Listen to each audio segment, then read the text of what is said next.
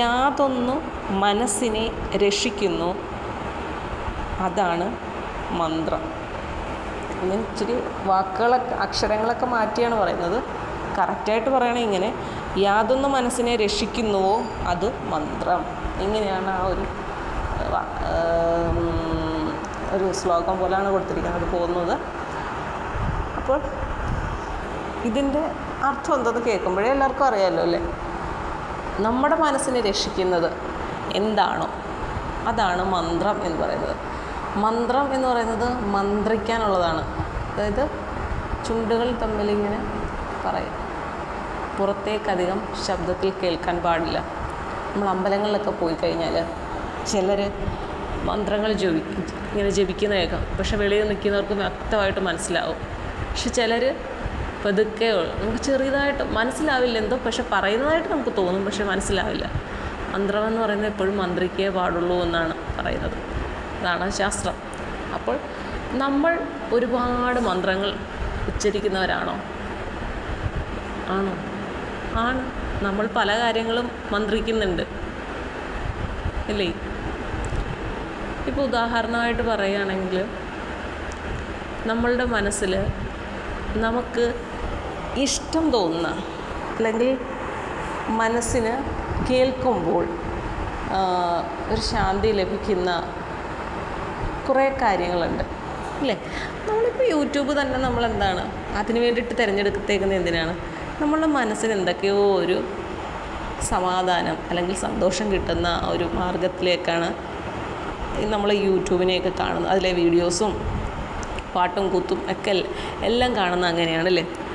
അപ്പോൾ നമ്മുടെ മനസ്സിനെ അത് എന്താണ് സന്തോഷിപ്പിക്കുമെന്നുള്ളതാണ്.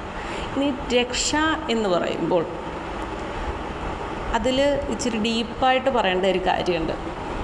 രക്ഷിക്കുക എന്ന് പറയുമ്പോൾ നമ്മളൊരു അപകടത്തിൽ പെട്ടു എന്നുള്ളതാണ്.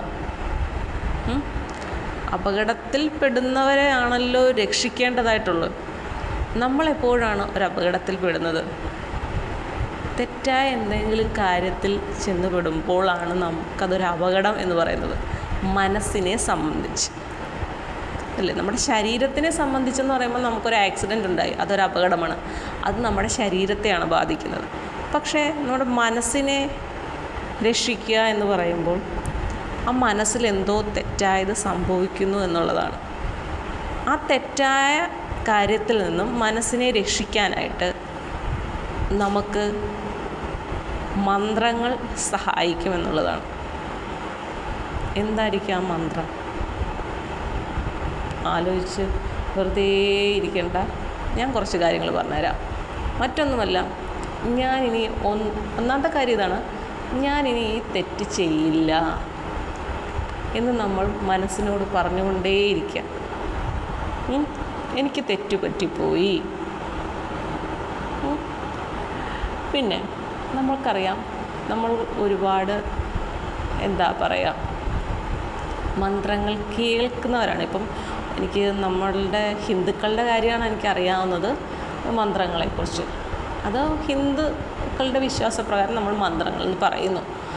ഇനി ക്രിസ്ത്യൻസിനായാലും മുസ്ലിംസിനായാലും മറ്റ് ഭാഗത്തിലുള്ളവർക്കായാലും അവർക്ക് അവരുടേതായിട്ടുള്ള കാര്യങ്ങളുണ്ട്. ഇപ്പം നമ്മൾ ബുദ്ധ ഭിക്ഷുക്കളെ കണ്ടിട്ടില്ല? അവരിങ്ങനെ അവരുടെ മന്ത്രത്തകിട് എഴുതിയ ആ ഒരു ഉപകരണം ഇങ്ങനെ കറക്കി ഇങ്ങനെ പോകും. കണ്ടിട്ടുണ്ടല്ലോ? കയ്യിൽ പിടിച്ചിങ്ങനെ കറക്കും. അതുപോലെ തന്നെ അവരുടെയൊക്കെ ആരാധനാ സ്ഥലങ്ങളിൽ ചെന്ന് കഴിഞ്ഞാൽ ഇതിങ്ങനെ എഴുതിയിട്ടുണ്ട്. അപ്പോൾ ഇങ്ങനെ കണ്ടിട്ടില്ല ആൾക്കാരിങ്ങനെ അതിലിങ്ങനെ കൈകൊണ്ട് ഓടിച്ചുകൊണ്ട് പോകുന്നത്. അതായത് ഓരോ പ്രാവശ്യവും അതിങ്ങനെ റൗണ്ട് ചെയ്യുമ്പോൾ, കറക്കുമ്പോൾ നമുക്ക് മനസ്സിന് ശാന്തി കിട്ടും. അതിൽ മന്ത്രങ്ങളാണ് എഴുതിയിരിക്കുന്നത് അവരുടെ ഭാഷയിൽ. എനിക്കറിയില്ല എന്ത് എഴുതി വെച്ചിരിക്കുന്നത്. നമുക്കാകെ അറിയാവുന്നത് ബുദ്ധൻ ശരണം എന്നുള്ള കുറച്ച് വാക്കുകളാണ്.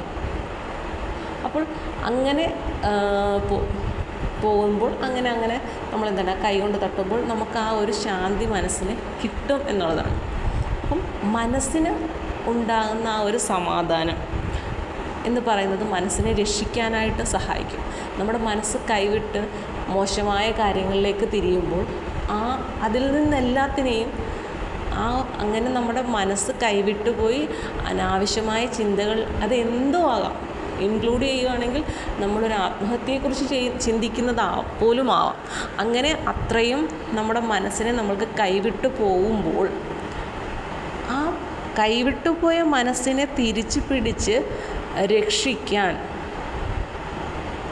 സഹായിക്കുന്നവ എന്താണോ അതാണ് മന്ത്രങ്ങൾ എന്ന് പറയുന്നത്. അത് ഓരോരുത്തരുടെയും വിശ്വാസത്തിന് അടിസ്ഥാനമാക്കിയാണ് ഇല്ലേ? ഓരോരുത്തരുടെയും മനസ്സിനെ ശാന്തമാക്കാനായിട്ട് എന്താണ് ഉച്ചരിക്കുന്നത് എന്ന് അവരവർ തീരുമാനിക്കാം. ഇപ്പം നമ്മൾക്ക് ഹിന്ദുക്കളുടെ കുറിച്ച് പറയുകയാണെങ്കിൽ രാവിലെ എഴുന്നേറ്റ് കുളിച്ച് കുറച്ച് നേരം പൂജാമുറിയിൽ അല്ലെങ്കിൽ വിളക്ക് കത്തിക്കുന്നിടത്ത് നിന്ന് പ്രാർത്ഥിക്കുന്നവരുണ്ട്. അപ്പം നമുക്കിഷ്ടമുള്ള ദൈവത്തിനെ കുറിച്ചുള്ള ശ്ലോകങ്ങളൊക്കെ മന്ത്രങ്ങളൊക്കെ ചൊല്ലാറുണ്ട്. ഇപ്പം രാവിലെ ചൊല്ലേണ്ട ഗായത്രി മന്ത്രം കേട്ടിട്ടുണ്ടല്ലോ അല്ലേ ഏകദേശം. അപ്പോൾ അതുപോലെ തന്നെ വൈകുന്നേരം നമുക്ക് ചില സ്തുതികളും മന്ത്രങ്ങളൊക്കെ ഓരോ സമയത്തും ഉച്ചരിക്കാവുന്നതൊക്കെയുണ്ട്. ചിലരിങ്ങനെ ജപിച്ചുകൊണ്ടേയിരിക്കും, ജപമാല അവരുടെ കയ്യിൽ കാണും. അപ്പോൾ ഇതെല്ലാം എന്തിനാണ്? മനസ്സിനെ രക്ഷിക്കുക, മനസ്സിനെ കൈവിട്ട് പോകാതിരിക്കാൻ, അല്ലെങ്കിൽ മനസ്സിന് ശാന്തി ലഭിക്കുക എന്ന ഉദ്ദേശത്തോടു കൂടിയാണ്. ഇപ്പം ക്രിസ്ത്യൻസിനെ ഉണ്ടല്ലോ, അവർക്കും ജപിച്ചിങ്ങനെ പോകുമല്ലോ, കൊന്ത ഇങ്ങനെ പിടിക്കുമല്ലോ. അതുപോലെ തന്നെ മുസ്ലിംസിനും ഉണ്ടല്ലോ ഒരു മാല, അവരും ഇങ്ങനെ പിടിച്ച് ഇങ്ങനെ ജപിച്ചിങ്ങനെ അതിനൊക്കെ കുറേ വാക്കുകളൊക്കെ ഉണ്ടായിരുന്നു. പെട്ടെന്ന് നോക്കുമ്പോൾ അത് കിട്ടത്തില്ല. എനിക്ക് ഓർമ്മയിലുണ്ട് അതൊക്കെ, പക്ഷേ പെട്ടെന്ന് നമ്മളിങ്ങനെ സംസാരിച്ച് വരുമ്പോൾ അതെനിക്ക് ആ വാക്ക് കിട്ടണമെന്നില്ല. അപ്പം അതൊക്കെ അതിലൂടെ എല്ലാത്തിലൂടെയും ഇപ്പം നിസ്കാരം ഉൾപ്പെടെ ഇപ്പം പള്ളിയിൽ പോയി പ്രാർത്ഥിക്കുന്നു, മുട്ടുകുത്തി നിന്ന് പ്രാർത്ഥിക്കുന്നു ഇല്ലേ? ഇപ്പോൾ അമ്പലങ്ങളിൽ പോയി പ്രണാമം അർപ്പിക്കുന്നു. അപ്പോൾ